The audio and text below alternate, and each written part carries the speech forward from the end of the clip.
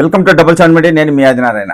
నా వీడియో చూస్తున్న ప్రతి ఒక్కరూ లైక్ చేసి, షేర్ చేసి, కామెంట్ చేసి, అలాగే ఛానల్ను సబ్స్క్రైబ్ చేసుకోవాలని కోరుకుంటున్నాను. ఇక వీడియోలకు వెళితే, ఒక తెలుగుదేశం పార్టీ కార్యకర్త సంచలన వీడియో ఒకటి విడుదల చేశారు. కూటమి ప్రభుత్వం అధికారంలోకి వచ్చి 10 నెలలు అవుతుంది. ప్రభుత్వం చెప్పిన ప్రకారం సంక్షేమ పథకాలు ఒక్కొక్కటిగా చేసుకుంటూ వస్తున్నారు. అలాగే రాష్ట్రంలో గుంతలు పడిన రోడ్లకు మరమ్మతులు చేస్తున్నారు. ఇలా చాలా పనులు కూటమి నాయకులు చేస్తున్నారు. కానీ కూటమి ప్రభుత్వం అధికారంలోకి వచ్చి 10 నెలలు అవుతుంది. ఈ 10 నెలల్లో వైఎస్ఆర్ కాంగ్రెస్ పార్టీ అధికారంలో ఉన్నప్పుడు తెలుగుదేశం ప్రతిపక్షంలో ఉండేది. ఆ సమయంలో పార్టీ కోసం ఎవరైతే కార్యకర్త కష్టపడ్డాడో ఆ కార్యకర్తలకు ఇప్పటి వరకు న్యాయం జరగడం లేదని తెలుగుదేశం పార్టీ కార్యకర్త అజయ్ సజ్జా తన ఆవేదనంతా వ్యక్తం చేస్తూ ఒక వీడియో విడుదల చేయడం జరిగింది. ఈ వీడియో ఇప్పుడు సోషల్ మీడియాలో చక్కర్లు కొడుతుంది. ఖచ్చితంగా ప్రతి ఒక్కరూ ఈ వీడియో చూడాల్సిన అవసరం ఉంది. ఆయన తెలుగుదేశం పార్టీ కార్యకర్తల గురించి చాలా బాగా ఈ వీడియోలో వివరించారు. వైసీపీ అధికారంలో ఉన్నప్పుడు ఎన్నో లాఠీ దెబ్బలు తిన్నారు, కేసులు పెట్టించుకున్నారు. ఎన్ని జరిగినా తెలుగుదేశం పార్టీని వీడకుండా కూటమి ప్రభుత్వాన్ని గెలిపించడానికి కార్యకర్తలు ఎంతగానో కష్టపడ్డారు. కానీ పార్టీ అధికారంలోకి వచ్చాక నాయకులు కార్యకర్తలను మర్చిపోతున్నారు. ఇలా అయితే మళ్ళీ పార్టీ దెబ్బతినే అవకాశం ఉందని ఆ కార్యకర్త వీడియో ద్వారా చాలా విషయాలు చెప్పారు. ఖచ్చితంగా ఈ వీడియో ప్రతి ఒక్కరూ చూడాలని కోరుకుంటున్నాను.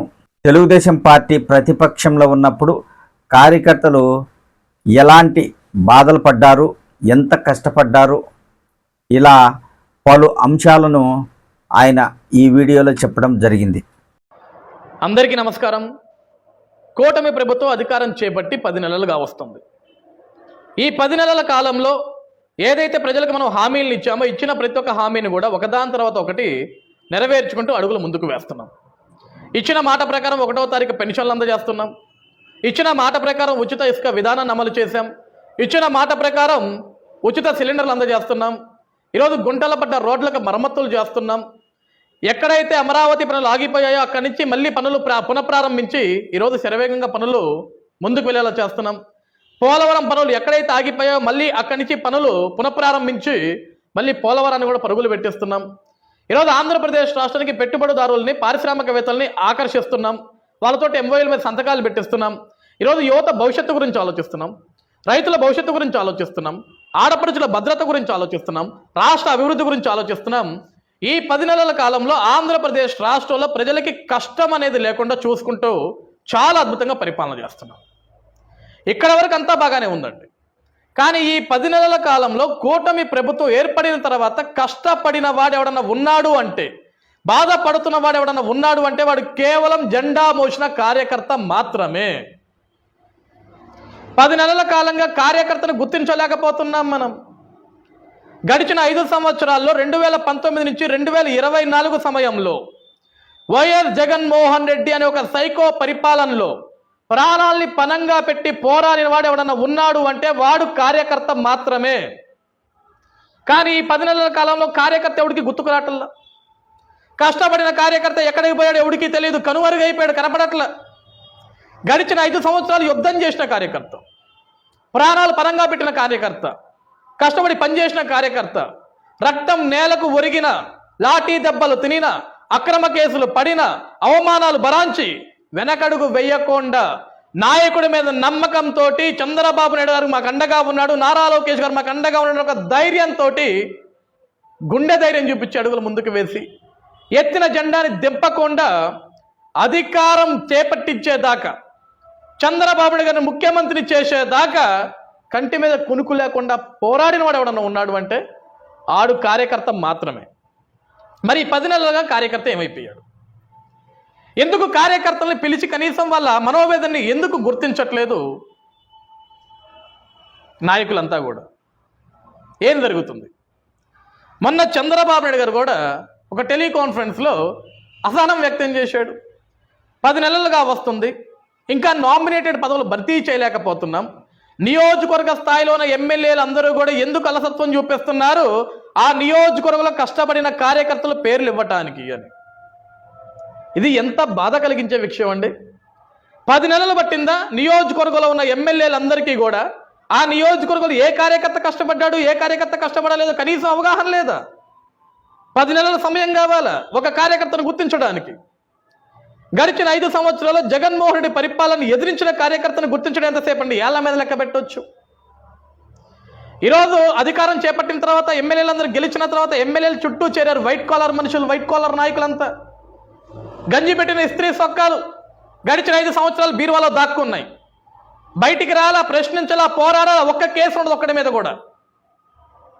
ఈరోజు కేసులు పెట్టించుకున్న వాళ్ళని మేము గుర్తిస్తాం, కేసులు పెట్టించుకున్న వాళ్ళ హీరోలను మాట్లాడారు ఆ రోజు.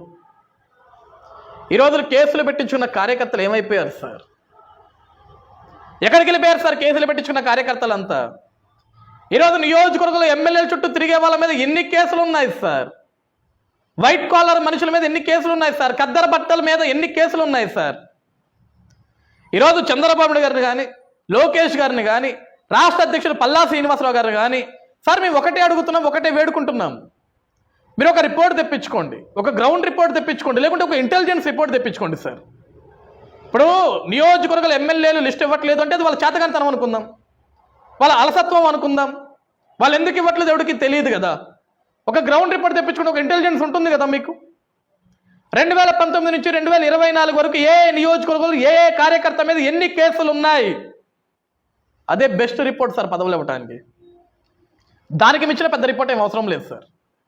చాలామంది సీనియర్ నాయకులు మాట్లాడతారు సార్ మేము 40 ఏళ్ళ నుంచి కష్టపడ్డాం, 30 ఏళ్ళ నుంచి కష్టపడ్డామని. సార్ కష్టపడి ఉండొచ్చు, కానీ గడిచిన 5 సంవత్సరాలు జగన్ అనే ఒక సైకోని ఎదిరించిన వాడు కార్యకర్త సార్. ప్రాణాలని పరంగా పెట్టి పనిచేశాడు సార్ ఆ కార్యకర్త. సార్ అధికారం లేనప్పుడు ప్రాణాలు పోగొట్టుకున్నవాడు కార్యకర్తే, చివరికి అధికారం చేపట్టిన తర్వాత కూడా ఈ రోజు కూడా ప్రాణాలు పోగొట్టుకుంటున్నవాడు కార్యకర్త మాత్రమే. గంజి సొక్కాను అలగదు, ఇస్త్రీ సొక్కాను అలగదు. అధికారాలు ఉంటే మాత్రం వీళ్ళు బయటకు వస్తారు. అధికారం లేకపోతే ఒక్కడు నోరు తెరవడు, ఒక్కడు బయటకు వచ్చి మాట్లాడరు సార్. సార్ ఈరోజు నేను మాట్లాడుతున్నట్టు ఇది నా ఆవేదన మాత్రమే కాదు, రాష్ట్రంలో కష్టపడి జెండా మోసిన ప్రతి ఒక్క కార్యకర్త ఆవేదన సార్. ఇది చెప్పుకోలేకపోతున్నారు, ఎవరికి చెప్పుకోవాలో తెలియని బాధ ఇదంతా. ఈరోజు ప్రభుత్వం అన్ని పనులు అద్భుతంగా పనిచేస్తుంది అని సంతోషపడాలో, అధికారం చేపట్టిన తర్వాత కష్టపడ్డ కార్యకర్తని మర్చిపోతున్నారని బాధపడాలో తెలియని అయోమయంలో ఉన్నారు సార్. ఒక పక్క రాష్ట్రం అభివృద్ధి చెందుతుంది, ప్రజలు సంతోషంగా ఉన్నారు, సంక్షేమాలు అందుతున్నాయి, పరిశ్రమలు వస్తున్నాయి, పనులు జరుగుతున్నాయి, రాష్ట్రం గురించి అందరూ అద్భుతంగా మాట్లాడుకుంటున్నారు. ఒక పక్క మాకు గుండెల్లో చాలా సంతోషం, గర్వం ఉంది. కానీ మేము పడిన కష్టానికి మాకు గుర్తింపు ఎప్పడవు, మాకు గుర్తింపు ఎప్పుడు ఇస్తారు అనే ఒక ఆవేదన కూడా ఉంది సార్. సార్ 2019 నుంచి 2024 వరకు సార్ ప్రతి నియోజకవర్గంలో కూడా నాకు తెలిసి కష్టపడిన కార్యకర్తలు, కేసులు పెట్టించుకున్న కార్యకర్తలు, అరెస్టులై జైలు పాలైన కార్యకర్తలు, ఇలా అవమానించబడిన కార్యకర్తలు 100 నుంచి 200 మంది మాత్రం ఉంటారు సార్. అంత మించి ఉండరండి. 100-200 మంది ఉంటారు. వీళ్ళ మీద నిజంగా కేసులు ఉన్నాయి సార్, పార్టీ కేసులే. జగన్మోహన్ రెడ్డి పెట్టించిన కేసులు ఒక్కొక్కటి మీద 5 నుంచి 10, 20, 30 కేసులు ఉన్నాయి సార్. కానీ ఈరోజు వాళ్ళందరూ ఏమైపోయారండి? వాళ్ళందరూ ఎందుకు కనపడట్లేదండి? సార్ ఒక్క రిపోర్ట్ తెప్పించుకోండి సార్. ఈ రోజు వరకు గెలిచిన శాసనసభ్యులందరూ కూడా తమ తమ నియోజకవర్గంలో గడిచిన 5 సంవత్సరాల్లో కష్టపడిన కార్యకర్తలని పిలిచి వాళ్ళ మీద ఉన్న కేసుల రిపోర్ట్ తెప్పించుకొని, మీ మీద ఇన్ని కేసులు పడ్డాయి, పార్టీ కోసం మీరు ప్రాణం పెట్టి పనిచేశారు, మీకు న్యాయం చేయాల్సిన బాధ్యత మా మీద ఉంది, మీకు ఏం కావాలి, మేమేం చేయమంటారు, కనీసం పిలిచి అడిగిన ఎమ్మెల్యేలు ఉన్నారా సార్? ఈరోజు వరకు ఏ ఒక్క కార్యకర్తనైనా సరే పిలిచి అడిగిన ఎమ్మెల్యేలు ఉన్నారా? ఉంటే చూపించండి సార్. కార్యకర్త ఆవేదన కూడా అదే సార్. కనీసం పిలిచి మాట్లాడట్లేదు, పిలిచి అడగడం లేదు. నీ మీద ఇన్ని కేసులు ఉన్నాయిరా, నీ పరిస్థితి ఏంటి, నీకేం చేయాలి, నీకు ఏమైనా న్యాయం చేయాలా, ప్రతి నెల నీ కుటుంబం ఎలా గడుస్తుంది, నేను అండగా ఉన్నా, నీకు ఒక పని చేసి పెడితే ఇది చేసుకోపో అని చెప్పేసి కనీసం పిలిచి అడిగిన వాళ్ళు లేరు సార్. బాధ ఉండదా అండి కార్యకర్తకి?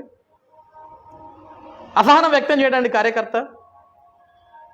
సరే, ఈరోజు గట్టిగా ఒక విషయం చెప్పమంటారా నన్ను? ఒక రాష్ట్రానికి కష్టం వచ్చినప్పుడు ప్రజలందరికీ గుర్తొచ్చే వ్యక్తి ఎవరైనా ఉన్నారు అంటే అది నారా చంద్రబాబు నాయుడు గారు మాత్రమే. అదేవిధంగా పార్టీ కష్టకాలంలోకి వెళ్ళిపోయినప్పుడు పార్టీకి గుర్తొచ్చే వ్యక్తి ఎవరైనా ఉన్నాడు అంటే వాడు జెండా మోసే కార్యకర్త మాత్రమే. రాష్ట్రం కష్టంలో ఉంటే చంద్రబాబు నాయుడు గారు కావాలి, పార్టీ కష్టంలో ఉంటే కార్యకర్త కావాలి. ఈరోజు చంద్రబాబు నాయుడు గారు ఒక్కళ్ళే కష్టపడి రాష్ట్రం కోసం పరితపించి పరిశ్రమలు తెచ్చి, పెట్టుబడులు తెచ్చి, రోడ్లు వేసి, నిర్మాణాలు చేసి, రైతులను కాపాడి, మహిళలను కాపాడి, యువత కోసం నిరంతరం ఆలోచించి 24 గంటలు అదే పని మీద కష్టపడుకుంటూ వెళ్తే ఒక్క చంద్రబాబు నాయుడు గారు మాత్రమే కష్టపడితే పని అవ్వదు అండి. ఇక్కడ 2019లో మనం ఏమి పనులు చేయక ఓడిపోలేదండి, గుర్తుపెట్టుకోండి. 2019లో మనం ఓడిపోవడానికి కారణం మనమే. ఇదే అసహనం, ఇదే ఆవేదన, ఇదే బాధ ఆ రోజు కూడా కార్యకర్తలను ఎవడు పట్టించుకోవాలి, వాడి కష్టాన్ని ఎవడు గుర్తించాల. 2014 నుంచి 2019 వరకు నవ్యాంధ్రప్రదేశ్ రాష్ట్రం ఏర్పడిన తర్వాత ముఖ్యమంత్రిగా చంద్రబాబు నాయుడు గారు ప్రమాణ స్వీకారం చేసిన తర్వాత రాష్ట్ర రాజధాని అమరావతిని ప్రపంచ పట్టణంలో నిలపాలని చెప్పేసి ఆయన కాంక్షించి దేశ విదేశాలు తిరుగుతూ రాష్ట్రం కోసం పరితపించి నిద్రాహారాలు మాని నిరంతరం కష్టపడిన వ్యక్తి నారా చంద్రబాబు నాయుడు గారు అయితే ఆ రోజు నియోజకవర్గంలోని ఎమ్మెల్యేలందరూ కూడా కార్యకర్తలను గాలికి వదిలేసి నాయకుడు కష్టపడుతున్నాడు, నాయుడు కష్టపడుతున్నాడు, ఇక మనం కష్టపడాల్సిన అవసరం లేదని చేతులు కట్టుకుని ఇంట్లో పడుకుంటే 2019 మనం ఓటమిని రుచి చూసాం. మనమేమో తప్పు చేసాం, ప్రజలకు మంచి చేయకనో, రాష్ట్రాన్ని అభివృద్ధి చేయకనో, రాష్ట్రానికి మొత్తం అన్యాయం చేసామని ఓడిపోలా. మంచి చేసి ఓడిపోయాం. మంచి చేశాం, అభివృద్ధి చేశాం, పోలవరాన్ని పరుగులు పెట్టించాం, రాజధాని పరుగులు పెట్టించాం, సంక్షేమ పథకాలు అందజేశాం, విదేశీ విద్యనిచ్చాం, పెన్షన్లు ఇచ్చాం, రేషన్ ఇచ్చాం, పథకాలు ఇచ్చాం, పరిశ్రమలు తెచ్చాం, ఉద్యోగ అవకాశాలు కల్పించాం, డిఎస్సీలు వేశాం, పోలీసు నియామకాలు చేశాం, అన్నీ చేశాం. పేదవాడికి ఇల్లు నిర్మాణం చేశాం, టిడ్కో ఇల్లు కట్టాం, రైతులకు గిట్టుబాటు ధరలు ఇచ్చాం, అన్నీ చేశాం. కానీ ఓడిపోయాం. ఎందుకు ఓడిపోయామంటే ఆ రోజు కార్యకర్తలు అనుకున్నది ఏంటో తెలుసా సార్? మా నియోజకవర్గాల ఎమ్మెల్యేలు మమ్మల్ని పట్టించుకోలేదు, మా నియోజకవర్గం ఒకటి ఓడిపోతే ఏమవుద్ది, 175 నియోజకవర్గాలు మా ఒక్కటి ఓడిపోతే 174 అయినా గెలుచుకుంటారు కదా అన్నట్లు వదిలేశారు. అలా 175 నియోజకవర్గ కార్యకర్తలు కూడా అదే అనుకున్నారు. కట్ చేస్తే ఏమైంది సార్? ఓడిపోయాం. ఓటమిని రుచి చూసాం. ఆ ఓటమి బాధ ఎవరిదండి? చంద్రబాబు నాయుడు గారికి ఆ బాధ. ఎందుకంటే అప్పుడే పుట్టిన బిడ్డ అమరావతి, అప్పుడే ఏర్పడిన కొత్త రాష్ట్రం నవ్యాంధ్రప్రదేశ్, దానికోసం ప్రాణం పెట్టి పనిచేసిన వ్యక్తి నారా చంద్రబాబు నాయుడు గారు అయితే ఆయన కష్టాన్ని బూడిదలో పోసిన పన్నీరుగా మార్చేశారు ఆ రోజు. మళ్ళీ ఈ రోజు కూడా ఇదే జరుగుతుంది.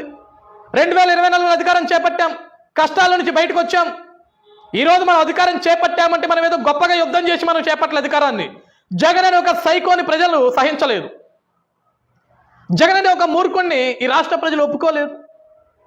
జగన్ లాంటి వాడి ఆంధ్రప్రదేశ్ రాష్ట్రంలో ఉంటే రాష్ట్రం సర్వనాశనం అయిపోతుంది, మరో బీహార్ అయిపోతుంది, అంధకారం అయిపోతుంది, శ్మశానంగా మారిపోతుందన్న భయంతో, చంద్రబాబు నాయుడు గారి మీద ఉన్న ధైర్యంతో, మళ్ళీ చంద్రబాబు నాయుడు గారు అయితేనే రాష్ట్రాన్ని అభివృద్ధి పరంగా ముందుకు తీసుకెళ్తాడని ఒక నమ్మకంతో, ఒక సంకల్పంతో ఆలోచించి ఆ రోజు నియోజకవర్గంలో ఉన్న అభ్యర్థులను ఎక్కడా ప్రజలు చూడలేదండి.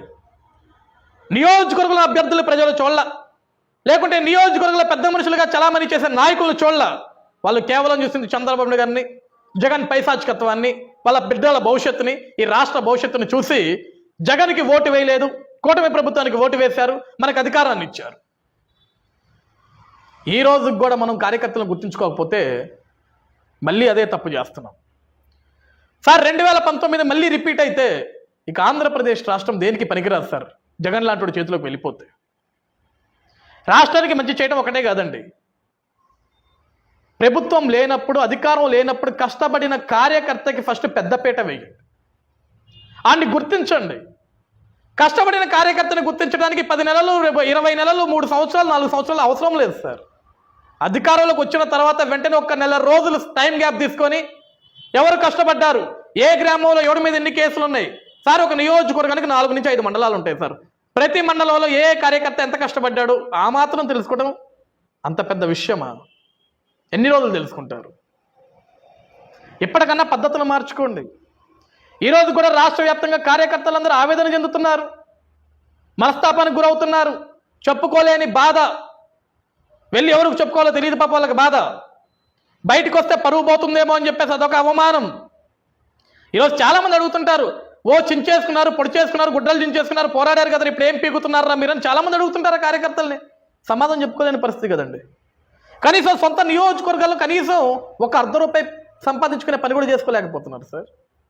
పనులు కల్పించండి వాళ్ళకి, నెల నెల ఏదో ఒక వాళ్ళకు ఒక వెసులుబాటు చూపించండి, ఆర్థిక వనరులు చూపించండి.